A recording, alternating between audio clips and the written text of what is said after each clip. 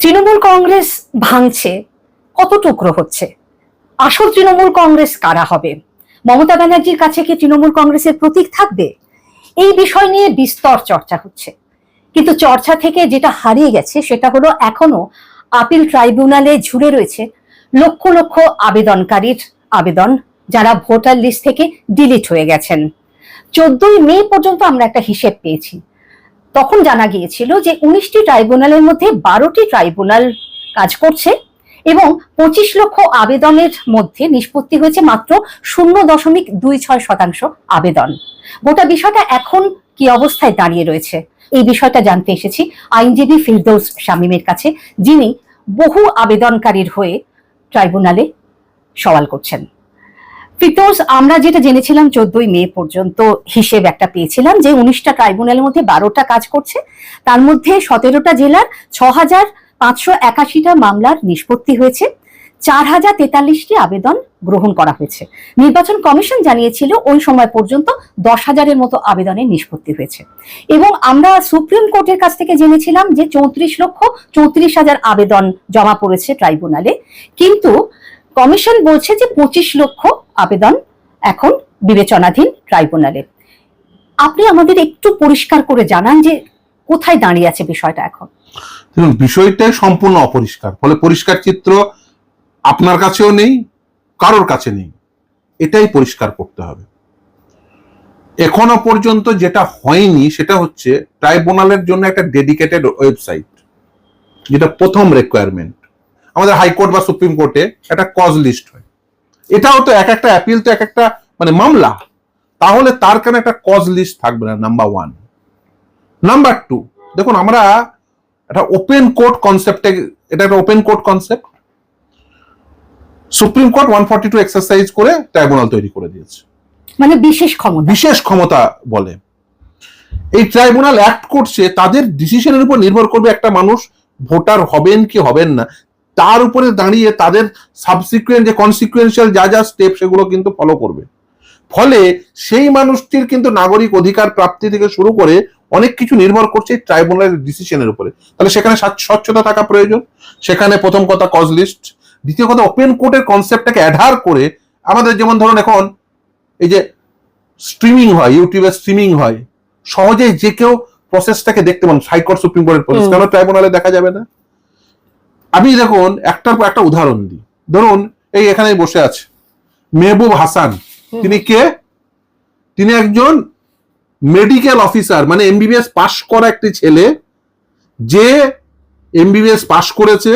তারপরে শুধু পাশ করেছে তা নয়, পাশ করার পরে সে কিন্তু পরীক্ষায়, পিএসসি পরীক্ষায় অ্যাপিয়ার করেছে। তারপরে সে তার পুলিশ ভেরিফিকেশন হয়েছে, তারপরে সার্ভিসে ঢুকেছে, ঢোকার পরে সে সার্ভিস করছে, তার নাম ডিলিট। কি কারণ জানেন না? এই যে 27 লোকের নাম ডিলিট হয়েছে, কারণ কেউ জানেন? কেউ জানেন না। তাদের যখন নোটিশ দেওয়া হয়েছিল, নোটিশে কি বলা হয়েছে? 6টা কারণের মধ্যে একটা কারণ ছিল হয় আপনার স্ট্রোক, আপনার বাবার নাম ভুল, অথবা আপনার বাবা 6 জনের অধিক সন্তান। আচ্ছা আইনে বলুন তো, কোন আইনে বলা আছে যদি কারো 10 জন সন্তান থাকে তার নাম ডিলিট হয়ে যাবে? নামগুলো ডিলিট হয়েছে কোনো কারণ ছাড়াই, যে ডিলিট লিস্ট দেওয়া হয়েছিল কোনো কারণ ছাড়াই নামগুলো ডিলিট হয়েছিল।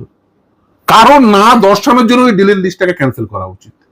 ট্রাইব্যুনাল তো একটা এসওপি তৈরি হয়েছিল, এসওপি সাপেক্ষে তখন নোটিশ দেওয়া উচিত ছিল প্রত্যেকটা ট্রাইব্যুনালের, যে আমরা কজ লিস্ট তৈরি করব, এই পদ্ধতিতে সামন করা হবে। কি পদ্ধতিতে সামন করা হবে? মানে যে পদ্ধতিতে জানানো হচ্ছে অদ্ভুত, মানে এক একটা ট্রাইব্যুনাল এক এক পদ্ধতিতে। আপনাকে আমি একটা উদাহরণ দিই, আমি একদম নির্দিষ্টভাবে উদাহরণ দিচ্ছি। আমি ধরুন অনেক মামলা ফাইল করেছি, যেহেতু ট্রাইব্যুনালে অনেক ম্যাটার পেন্ডিং, অনেকে যাদের প্রয়োজন, মানে ওর যেমন ধরুন এখন কি করবে, মানে হয়তো সার্ভিস যেহেতু করে তারা ভয় পাচ্ছে, প্রয়োজন এসে একটা রিট ফাইল করছে। এরকম অনেকে রিট ফাইল করেছি হাইকোর্টে।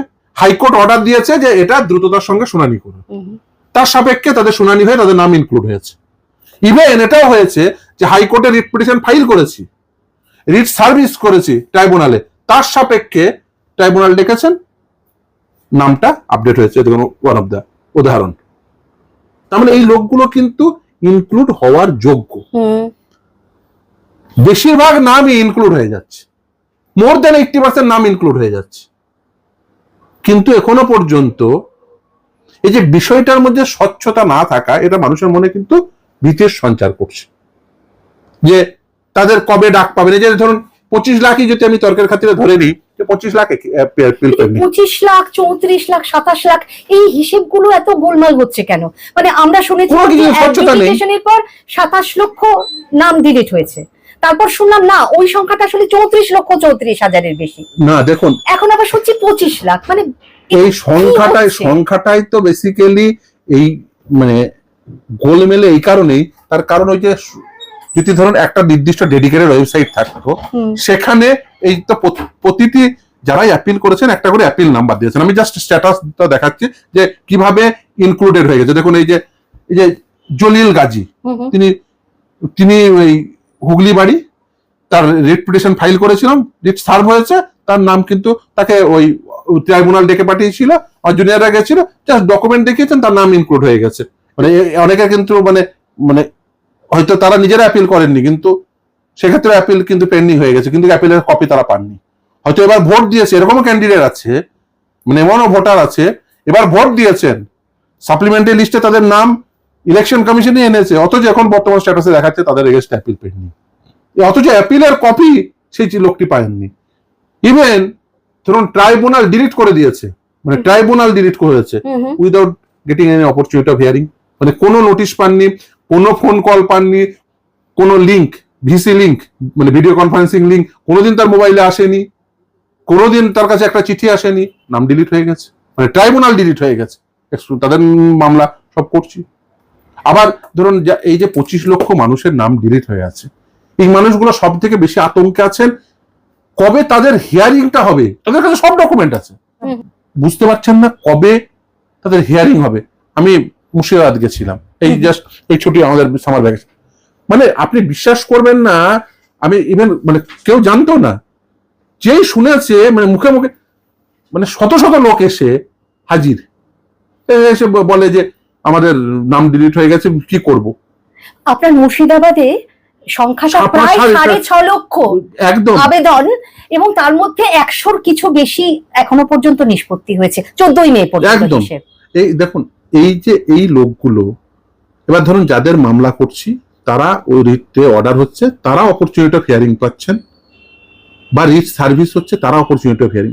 এইভাবে তো 25 লক্ষের লোকের নাম ইনক্লুড করতে মানে আর সবার তো সম্ভব না, সবার দ্বারা যে সবাই তো আর ধরুন মানে অনেকেই আমাকে লিখেন বা অনেকেই বলেন যে আমরা কি তাহলে সবাই কি মানে হাইকোর্ট সুপ্রিম কোর্টে মামলা সবাই কি মানে ওই কংগ্রেসের যে এমএলএ আমি মামলা করে দিয়েছি, ফলে তার ওই ফারাক্কার এমএলএ এর মতো তো সকলের সম্ভব না, বা সকলের দ্বারা সম্ভব নয়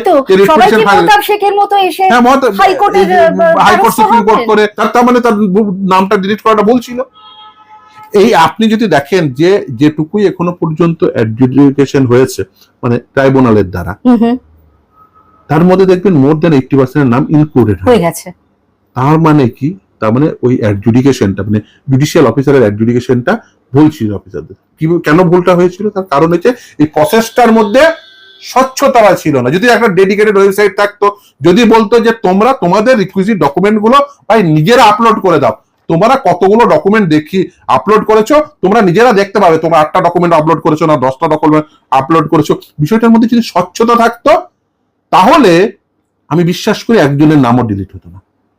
ভোটার লিস্টে মূলত যে জল থাকে সেটা হচ্ছে মৃত ভোটার আর স্থানান্তরিত অথবা ডুপ্লিকেট ভোটার। দেখুন আজকের দিনে দাঁড়িয়ে এটা করাটা খুব কঠিন, একটা সফটওয়্যারের মাধ্যমেই করে ফেলা যায়, সহজেই করা যায়, কিন্তু এই যে ধরুন এই যে নামের সামান্য তারতম্য, মানে 4টে ডকুমেন্টের মধ্যে নামের তারতম্য, ওই জন্যই তো লজিক্যাল ডিসক্রিপেন্সি নামক একটা অদ্ভুত জিনিস এখানে সুপ্রিম কোর্ট রায় দিয়ে বলেছেন, নির্দিষ্ট জাজমেন্ট আছে বিহার আসামের সাপেক্ষে, যে নামের সামান্য তারতম্যের জন্য কারোর নাম ডিলিট হতে পারে না।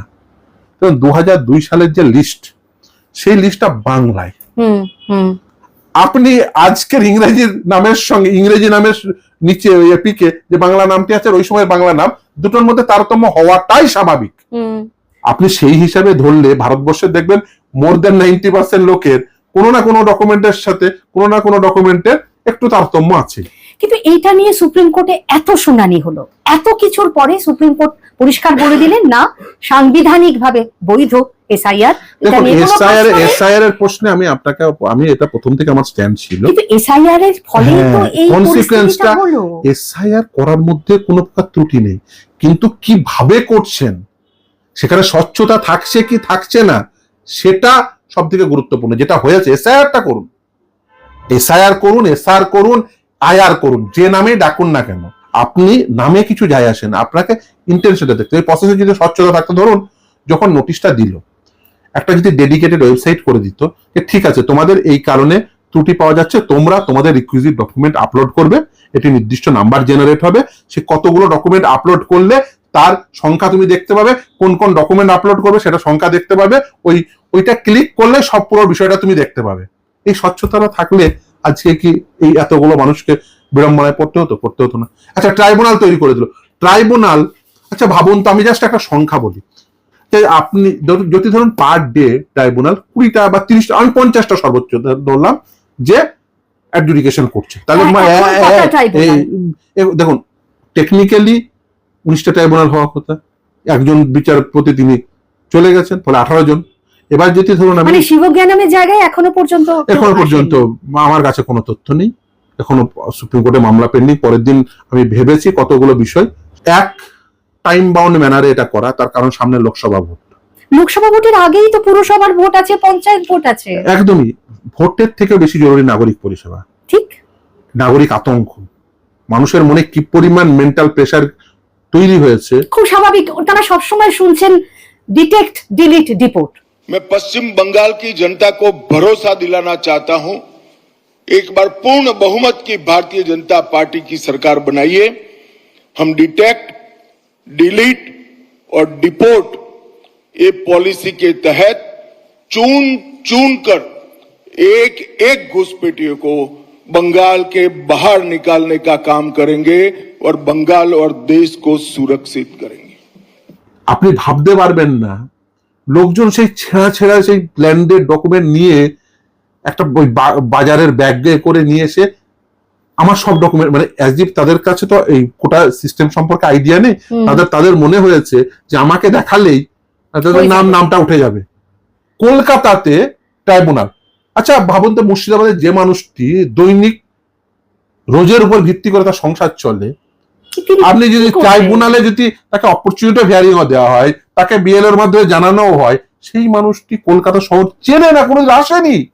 এমন মানুষ এসছে যে তার জীবনে ট্রেনে চাপেনি, সেই মানুষের নাম ডিলিট হয়ে গেছে, সেই মানুষ কলকাতায় এসে ট্রাইব্যুনালে এসে হিয়ারিং করিয়ে তার নাম তুলতে পারবেন। মানে সুপ্রিম কোর্ট কি এই বাস্তবতা সম্পর্কে কোনো ধারণা আছে? দেখুন মানুষকে আরশোলা ভাবতে শুরু করলে না খুব মুশকিল। দিল্লির এসির রিয়ালিটি, এসি রুমের রিয়ালিটি, আর মুর্শিদাবাদের বা মালদার ওই কৃষকের রিয়ালিটি, কৃষকও নয়, তার নিজের জমিও নেই। কতজন তাদের মধ্যে থেকে কলকাতায় আসবেন, হাইকোর্টে আবেদন করবেন শুনানির জন্য বা ট্রাইব্যুনালে যাবেন? 14 মে পর্যন্ত হিসেব 98 জন এই পর্যন্ত এসেছেন ব্যক্তিগতভাবে শুনানির জন্য। এই যে ডকুমেন্ট গুলো, ধরুন এসসি এসটি ওবিসি সার্টিফিকেট, বেশিরভাগ মানুষেরই আছে, আমি যা দেখেছি বেশিরভাগ মানুষেরই আছে, তারা দেখানোর সুযোগটা পাচ্ছেন কোথায়? যাদের আর্থিক ক্ষমতা আছে তারা এসে মামলা করছেন, কিন্তু যার বাইরের মানুষগুলো, এই যে 25 লাখ, সেই মানুষের সংখ্যা বেশি এবং তাদের কোনো প্রকার কোনো সুযোগ নেই। দেখুন এই ট্রাইব্যুনাল যদি করতে চান কলকাতা শহরে করলে হবে না, সেটা একেবারে ব্লক ভিত্তিক সম্ভব না হলে অন্তত সাব ডিভিশনাল ভিত্তিক করতেই হবে। প্রত্যেককে অপরচুনিটি অফ হিয়ারিং দিতে হবে, কারণ বেশ কিছু ট্রাইব্যুনাল অপরচুনিটি অফ হিয়ারিং দেননি, কিন্তু সুপ্রিম কোর্ট বলে দিয়েছে অপরচুনিটি অফ হিয়ারিং দিতে হবে। সুপ্রিম কোর্ট তার নির্দেশনামায় বলে দিয়েছে। এই যে পদ্ধতি, এই যে এসওপি তৈরি করলেন, এই যে এখনো পর্যন্ত কাকে কাকে কখন ডাকছেন, এর কোনো নির্দিষ্ট তাদের কাছে কোনো দিশা নেই। জনগণ জানছে না, right to know is our fundamental right, ঠিক, কেউ কিছু জানছে না, কিন্তু জানছে না বলেই তো আতঙ্কটা আরো বেশি হচ্ছে। একদম সমস্ত বিষয়টাকে একটা গুপ্ত করে রাখা। আপনি কেন স্বচ্ছতা থাকবে না? কেন সেটাকে এই যেমন হাইকোর্ট সুপ্রিম কোর্টে লাইভ স্ট্রিমিং হয়, হবে না কেন? কেন সেখানে লিস্টিং হবে না? কেন অর্ডার আপলোড হবে না? আপনি দেখুন, এই যে ধরুন ট্রাইব্যুনালে ডিসিশন নিয়েছে, স্ট্যাটাস হচ্ছে ইনক্লুডেড ইন ইরোল স্ট্যাটাস, তার মানে ট্রাইব্যুনাল দ্বারা ইনক্লুড হয়েছে। অর্ডার কোথায়? আমি মামলা করেছি, আমার চেম্বার থেকে অর্ডার করেছি, ইনক্লুড হয়েছে। এবার ইনক্লুড হলো on the basis of what?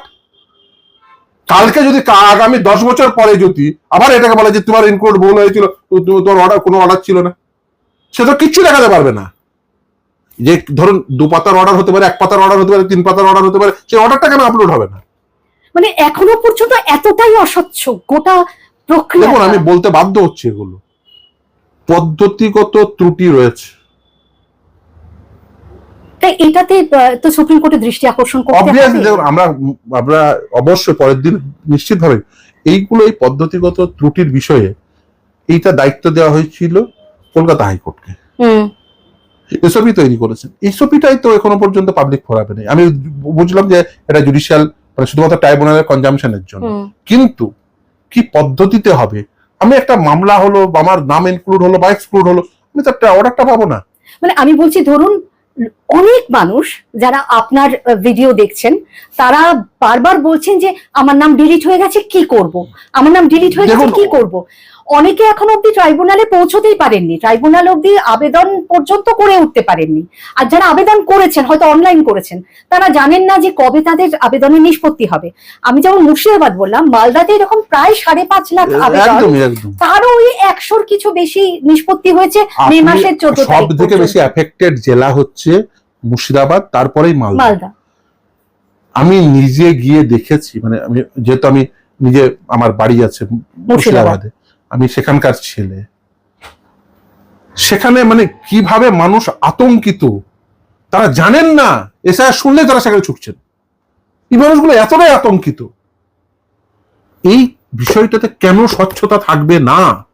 ঠিকই, এবং কত দ্রুত এটা হবে এই বিষয়টাও জানাটা খুব জরুরি। তারাও এটা জানার অধিকার আছে। অবশ্যই, ভারতবর্ষের প্রতিটি নাগরিকের জানার অধিকার রয়েছে। একজন মানুষ, তার নাম ডিলিট হয়ে গেল, সেই মানুষটি ভোট দিতে পারলেন না, আবার অনেকে ভোট দেওয়ার পরে তাদের বিরুদ্ধে আবার অ্যাপিল হয়ে গেল, অথচ তার অ্যাপিলের কপি পেল না। নাম ইনক্লুড হলো, তার অর্ডার কপি পেল না। নাম এক্সক্লুড হলো, কেন হলো? তার অর্ডার কপি পেল না। নাম ডিলিট হয়ে গেল, তা কেন ডিলিট হলো সেটা জানলো না। যে ডকুমেন্ট সে আপলোড করলো, সেই সেই যে ডকুমেন্ট গুলো হিয়ারিং এর সময় গিয়ে, ধরুন হিয়ারিং এর সময় গিয়ে 10টা ডকুমেন্ট দেখিয়েছে, সেই 10টার মধ্যে একটা ডকুমেন্ট হয়তো ওই যে বিডি অফিসের কর্মী যিনি ছিলেন, হয়তো আপলোড করে দিয়েছে, তার সেটার ভিত্তিতে নাম ডিলিট হয়ে গেছে। তাহলে অন্তত এক লাইনের অর্ডার থাকবে যে আমি এই ডকুমেন্টটা দেখেছি, সেটা রিলেভেন্ট না, তাই নাম ডিলিট হয়ে। এক লাইনের অর্ডারও দিয়ে দিন। অস্বচ্ছতাই এই পুরো বিষয়টির, এই পুরো সিস্টেমের, মানে এই যে এই মানুষের দুর্গতির মূল কারণ অস্বচ্ছতা। ঠিক। আরেকটা বিষয় বলুন তো, যে জুডিশিয়াল অফিসাররা যাদের নাম ইনক্লুড করতে বলেছিলেন, তাদের বিরুদ্ধে, কয়েকজনের বিরুদ্ধে নাকি নির্বাচন কমিশন আপিল। যারা জানেন না, আপিল আমার কাছে এসছে। তো দেখুন কিরকম সমস্যা, বুঝুন সমস্যাগুলোর স্তরীকরণ ভাবুন।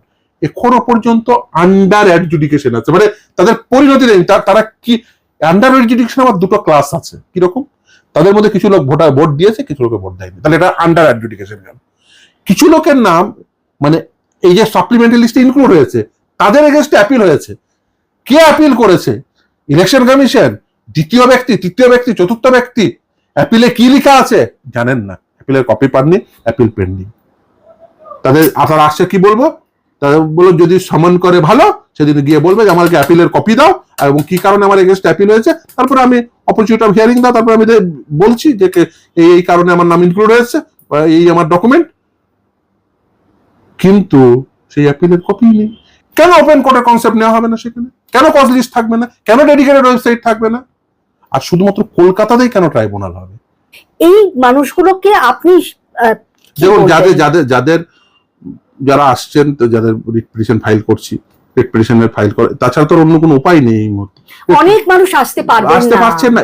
এখন তারা কি সুপ্রিম কোর্টে পরের দিন আমরা বলার চেষ্টা করব দুটো বিষয়। এক, ট্রাইব্যুনাল অন্তত পক্ষে ব্লক ভিত্তিক না হলে সাব ডিভিশন ভিত্তিক করুন, নাম্বার 1। নাম্বার 2, টাইম বাউন্ড ম্যানারে এই মানুষগুলো অ্যাডজুডিকেশন বা এই বিচার প্রক্রিয়া সম্পন্ন করুন। তৃতীয় হচ্ছে পদ্ধতিতে স্বচ্ছতা আনুন। এক, কজ লিস্ট বানান, সমান পদ্ধতি ঠিক করুন, যে মোবাইলে জানাবেন বিএলওর এর মাধ্যমে, কারণ সকলের কাছে মোবাইল অ্যাক্সেস আছে তা নয়, সকলের ইমেল আইডি আছে তাও না। গ্রামের গরিব মানুষ খেতে পায় না মশাই, কোনোদিন কম্পিউটার দেখেনি এরকম কত লোক আছে, কোনোদিন রেলে চড়েনি সেরকম কত মানুষ আছে, মানে বিমান তো তাদের কাছে মানে স্বপ্ন আর কি। তো সেই মানুষগুলোকে কিভাবে কমিউনিকেট করবেন, কিভাবে সামন করবেন, সেই পদ্ধতি ঠিক করা। তৃতীয় হচ্ছে অর্ডার কপি। চতুর্থ হচ্ছে যে একেবারে নির্দিষ্টভাবে অ্যাপিল, এই যে অ্যাপিলের ধরুন 1000 ক্যারেক্টার, কেন ঠিক করলো? 1000 ক্যারেক্টারের মধ্যে আমার বক্তব্য যদি না কমপ্লিট হয়, ঠিকই। এখন ভোট পর্ব যেহেতু শেষ হয়ে গিয়ে নতুন সরকার শুধু ভোটের না, ফলে এই লক্ষ লক্ষ মানুষের কথা ঠিক কতজন ভাবছেন বা তাদের ব্যাপারে ভুলে গেছেন।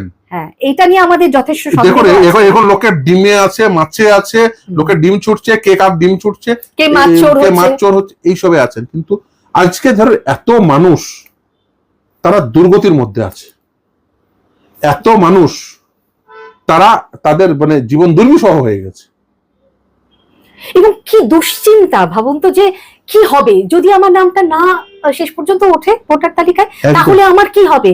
আমি কি এই দেশে থাকতে পারবো না? আর সেই জন্যই তো ভাবুন, বাজারে থলিতে তার বাড়িতে যত যা ডকুমেন্ট আছে, ছেঁড়া খোড়া ডকুমেন্ট সব নিয়ে এসে হাজির হয়েছে। কি বলবো তাদের? এতদিন ধরে তারা ভোট দিয়েছেন, এই দেশে তার জন্ম, মানে কিরকম হয়েছে দেখুন। মানে তারা 5 ভাই বোন, 4 ভাই বোনের নাম আছে, তার নামটা ডিলিট হয়ে গেছে।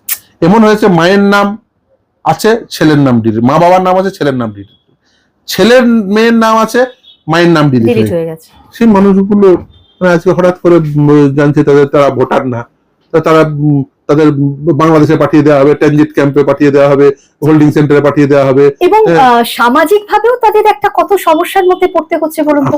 মানুষ সন্দেহের চোখে তাকাচ্ছে, কি জানি বাবা বাংলাদেশি নয় তো, রোহিঙ্গাও হতে পারে, মানে কেন না হলে পরে ডিলিট হয়ে গেল। এই কথা বলছেন তো, মানে বেসিক্যালি মানে ভাবতে পারবেন না, মানে কিছু মানুষ স্কুল শিক্ষিকা রীতিমতো মানসিক রোগের শিকার হয়ে গেছে। মানে গত 30 দিন মানে একজন এসেছিল, একজন ভদ্রমহিলা, তার দাদা এসে বলছেন যে গত 30 দিন ধরে, মানে 1 মাস ধরে ঘুমোতে পারেননি। দেখেই তা আপনি বুঝতে পারেন যে বেসিক্যালি ভদ্রমহিলা মানে অসুস্থ হয়ে পড়েছেন। হ্যাঁ, ওই চিন্তায় যে নাম ডিলিট হয়ে গেছে, তাহলে কি হবে, মানে তার যতটা চাকরি বাঁচানোর চিন্তা, তার থেকেও বেশি চিন্তা হচ্ছে তাকে বাংলাদেশ পাঠিয়ে দেওয়া হবে। তাহলে আমরা কি সুপ্রিম কোর্টের দিকেই তাকিয়ে থাকবো যে এর একটা নিষ্পত্তি হবে? এখনো পর্যন্ত দুটোই পথ, সুপ্রিম কোর্টের দিকে তাকানো এক, আর দ্বিতীয় হচ্ছে যাদের ধরুন সামর্থ্য আছে তারা এসে হাইকোর্ট করছে। আর আপনি তো দেখেছেন যে হাইকোর্ট খুব দ্রুত এই বিষয়ে, হাইকোর্ট অর্ডার একদিনে সাধারণত দিয়ে দিচ্ছে। দেখুন, সমাধান করতে গেলে যেটা প্রয়োজন সেটা হচ্ছে একেবারে জেলায় নামিয়ে নিয়ে যাওয়া, জেলা স্তরে নিয়ে যাওয়া ট্রাইব্যুনাল কে, ওই মানে ব্লক ভিত্তিক বা সাব ডিভিশন ভিত্তিক, এটা নিয়ে করা, অন্ততপক্ষে জেলা সদরে অন্ততপক্ষে 5টা ট্রাইব্যুনাল, এবং সময় বেঁধে, এবং দ্বিতীয় হচ্ছে সময় বেঁধে, আর প্রসেসটার মধ্যে স্বচ্ছতা আনা। আপনার কাছে এর পরে যেদিন আসবো সেদিন কি আরেকটু বেটার কোনো পরিস্থিতির মধ্যে? চেষ্টা প্রতিদিন করছি। এখনো পর্যন্ত যেটা হয়েছে সেটা হচ্ছে লড়াই করে কিছু মানুষের নাম ইনক্লুড করতে পেরেছি, সে হাইকোর্টের অর্ডার করেই হোক, সুপ্রিম কোর্ট থেকে, হাইকোর্ট থেকে, ট্রাইব্যুনাল থেকে ধরে কিছু মানুষের করতে পেরেছি। যদি সব মানুষের নাম, যারা প্রকৃত বৈধ ভোটার, তাদের নাম ইনক্লুড হলে সত্যি মানে এটা হওয়া উচিত। কিন্তু মানে সত্যি আমিও জানি না কতদিনে